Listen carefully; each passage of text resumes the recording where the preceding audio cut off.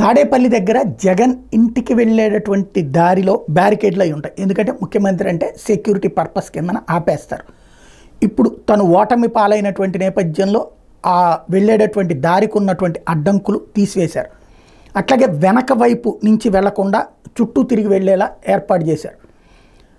అది కూడా క్లోజ్ చేసేసారు. ఇప్పుడు చంద్రబాబు గారి ఇదివరకు సేమ్ జరిగింది. బాబు గారు కరకట్ట మీద ఉంటారు. కృష్ణవేణి మొట్టెల నుంచి కింద నుంచి అటు వెళ్ళాలి.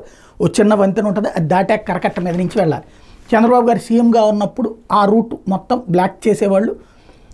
అక్కడికి ఇంపార్టెంట్ది మాత్రమే వెళ్ళడానికి అవకాశం ఉండేది. అదే సందర్భంలో అవతల దాటి వెళ్ళాలనుకునేటటువంటి వాళ్ళకి సంబంధించినటువంటి ఇష్యూ మీద క్లియర్ చేసేవాళ్ళు. అయితే ఈ ఇంపార్టెంట్ అంటే అట్నుంచి దారి ఉంది కాబట్టి అదే సందర్భంలో చంద్రబాబు గారు మళ్ళీ ఆయన ఓడిపోయిన తర్వాత ఆ ప్రాంతంలో టోటల్గా దారి వదిలేశారు. బాబు గారి ఇంటి ముందు నుంచి అందరూ వెళ్ళేటటువంటి ఏర్పాటు చేశారు. ఇప్పుడు మళ్ళీ అక్కడ ఈ బ్యారికేడ్లు అవన్నీ పెట్టి చెక్ చేస్తూ పంపిస్తారు. ఇక్కడ బ్యారికేడ్లన్నీ తొలగిస్తారు. ఇది సహజంగా జరిగేటటువంటి ప్రక్రియ. అప్పుడు ఆ టైంలో ఫ్రీగా జనం తిరగడానికి అవకాశం ఏర్పడుతూ ఉంటుంది.